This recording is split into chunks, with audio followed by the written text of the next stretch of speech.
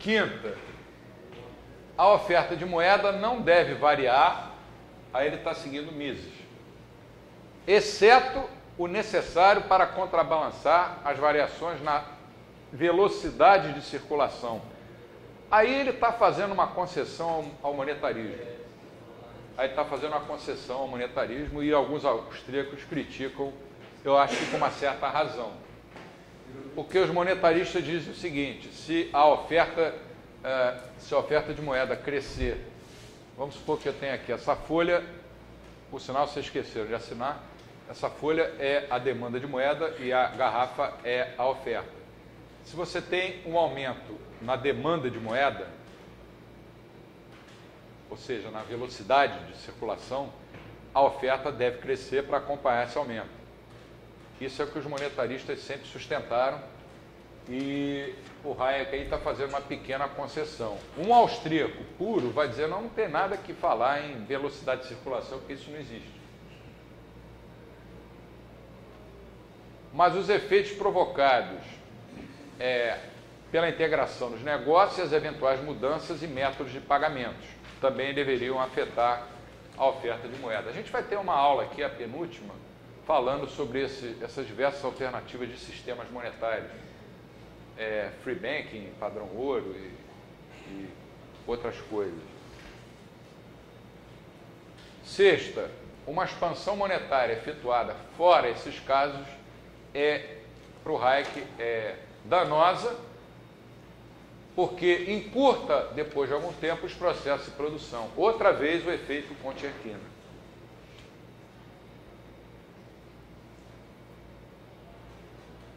Se expandir a oferta de moeda resolvesse os problemas da humanidade, bastaria os bancos centrais imprimirem sem parar e não haveria desemprego, não haveria recessão. É só a gente parar para pensar. Sétima, crescimentos na produção e no comércio não justificam aumentos no crédito bancário. Aí ele não está sendo monetarista. Até uma contradição com a quinta proposição.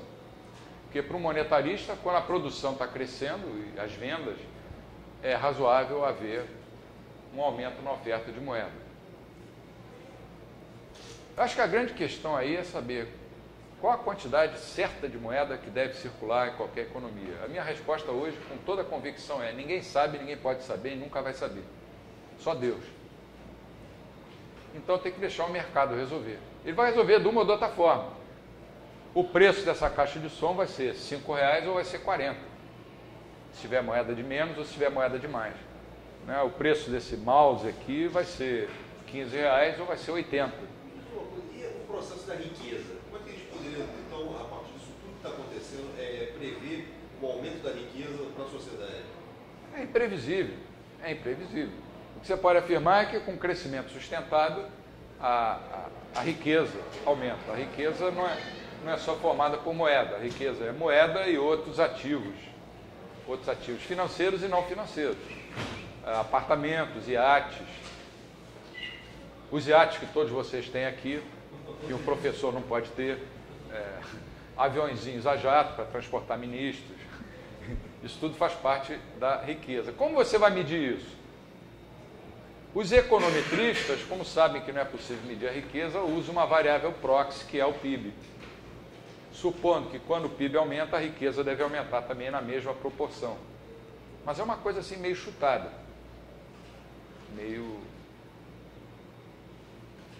Oitava proposição do Hayek. Essa cabe para o mundo de hoje, cai com uma luva. Se o Hayek fosse vivo. O governo não deve tentar enfrentar as recessões fazendo reflações monetárias. Reflação é emitir moeda de novo. Porque tais medidas apenas tenderiam a agravar o problema, uma vez que o efeito Conti-Erquino iria se repetindo enquanto o governo persistisse em corrigir os desequilíbrios causados pela expansão monetária sem lastro com expansões monetárias adicionais. Vai dizer isso para a diretoria do Banco Central Europeu, para o Ben Bernanke, para os presidentes dos principais bancos centrais. Se até o Banco da Suíça capitulou no mês passado. Banco Central do Japão, se até o Banco da China, o central lá dos chineses, está fazendo isso. Ó, vocês não devem emitir moeda porque não vai adiantar nada. É por isso que hoje eu sou um ardoroso defensor da extinção dos bancos centrais. Acaba esse problema. Acaba esse problema. A moeda que vai existir na economia é aquela que o mercado vai resolver que deve existir. E outra coisa, né, um artigo que eu li hoje, que não tem muito a ver com isso, mas no fundo tem, os bancos centrais estão se entupindo de ouro. Só no primeiro trimestre desse ano eles compraram mais ouro do que, eu acho que nos últimos 3 ou 4 anos. Eu coloquei até isso no Facebook hoje, um artigo que saiu no site do IMB. Por que será que estão fazendo isso, né? Por que eles não estão se entupindo mais de títulos públicos? Ele sabe que comprando títulos públicos, ele tem o lastro, enquanto aquele título for honrado. Mas quando começa a ameaça daquele título, epa, pode ter um calote. Por que eles estão passando rapidamente para o ouro? É uma pergunta interessante. Dá uma lida nesse artigo que é bastante interessante. Tem lá umas derrapadas keynesianas, como o próprio autor do artigo, se não me engano, foi publicado no New York Times de ontem. Aí já está traduzido para o português. Aí tem uma hora lá que o tradutor, o Leandro, escreveu, é uma derrapada keynesiana, mas perdoável.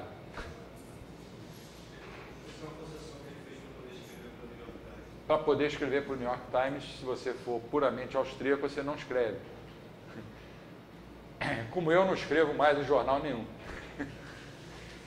À medida que a taxa de juros cai, os retornos aumentam em geral, mas os processos mais indiretos ficam mais lucrativos. A isso, os austríacos chamam de aprofundamento do capital, capital deepening, ou aprofundamento do capital, para indicar que a base da estrutura de capital, a base do triângulo de Hayek, se alarga com a criação de novos estágios de produção à esquerda, mais afastados, portanto, do estágio do bem de consumo final ou bem de primeira ordem. Agora, esse alargamento ou aprofundamento do capital só vai ser sustentável se a queda da taxa de juros for provocada por uma disposição de poupar maior. Não esquece isso. Se for provocada por expansão monetária, ela alarga, mas depois vem o efeito Concertini e encurta de novo. E conforme a taxa de juros aumenta, agora o contrário, os retornos caem em geral, mas com um viés em favor dos processos de produção mais diretos. Quer dizer, os processos de produção mais indiretos vão ser mais prejudicados. Nesse caso, tende a acontecer um estreitamento da base do triângulo de Hayek, que é o capital shallowing. É um encurtamento da base da estrutura de capital. Existe, portanto, uma assimetria nas trocas, né, de curto para longo prazo e de longo para curto prazo. Ou seja, variações na taxa de juros não afetam de maneira proporcional todos os setores da estrutura de produção. As variações nos juros afetam a economia de uma forma desigual ao longo da estrutura de produção. Isso é uma grande lição dos austríacos, que não é considerada pelos modelos da mainstream, em que mudanças na taxa de juros afetam toda a economia de uma maneira uniforme, por igual. Eu fico bobo de ver como os economistas não prestam atenção a esse fenômeno. Você é empresário de um setor próximo ao consumo final, e ele é empresário de um setor lá afastado, lá do lado esquerdo do triângulo de Hayek. Quando a taxa de juros cai, os dois vão ser afetados de maneira diferente. Por que os economistas não olham para isso? Por que essa doença macroeconômica de só olhar para agregados e mais agregados? Isso é uma doença. A gente tem que extirpar isso da cabeça dos economistas. O meu primeiro livro publicado chamava-se Macroeconomia e Política Macroeconômica. Eu olho para aquele livro lá, o livro vendeu bem a beça, era um livro introdutório, eu olho para aquele livro e digo, puxa vida, eu acreditava nisso. Um dos meus filhos estudou por esse livro, passou por um concurso para o Banco Central. Eu digo, pelo menos eu fiz um bem para a família. Embora depois ele tenha deixado o Banco Central, porque ele não aguentou a burocracia. A macroeconomia tem lá a sua utilidade, claro. Quando você está sobrevoando uma cidade, é legal você chegar na janela do avião e ver o lugar que você está chegando. Somente se é um lugar que você não conhece. Mas você só vai conhecer a cidade quando descer e olhar as coisas que tem lá. A macroeconomia é você estar do alto do avião olhando o que tem lá embaixo. Mas quando você desce, você cai no mundo da... Eles chamam de microeconomia, mas os austríacos chamam o mundo da economia real. O aprofundamento dos processos de produção, esse processo de deepening, permite obter quantidades de produto maiores a partir de um dado volume de fatores de produção. Mas esses bens só vão estar disponíveis para o consumidor final meses depois, posteriormente. E tanto mais tarde quanto mais indireto for o processo de produção.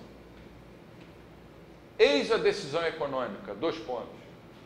É mais lucrativo manter ou alterar a estrutura de produção? A resposta vai depender da comparação entre o preço recebido pelo bem final e os preços que devem ser pagos pelos bens intermediários. Ou seja, lucro, né? Tomemos o caso de uma expansão na oferta de moeda. Ela reduz a taxa de juros. Isso vai aumentar o grau de roundaboutness, ele vai tornar o processo mais indireto. Vai acontecer um alargamento da estrutura de produção. Com isso, os preços dos bens finais vão subir comparativamente aos preços dos bens mais distantes do consumo final. Isso vai elevar os rendimentos nos setores produtores dos primeiros e provocará, assim, uma redução no grau de roundaboutness. Hayek denominou isso, como a gente já viu, de efeito Ricardo, que na sua formulação original se referia à substituição de homens por máquinas, fator de produção de curto prazo, né? Homens por capital, que é um fator de produção de longo prazo, em decorrência de uma redução na taxa de juros. Mas para o Hayek e os austríacos, a substituição relevante não é entre homem ou mulher, né, e máquina,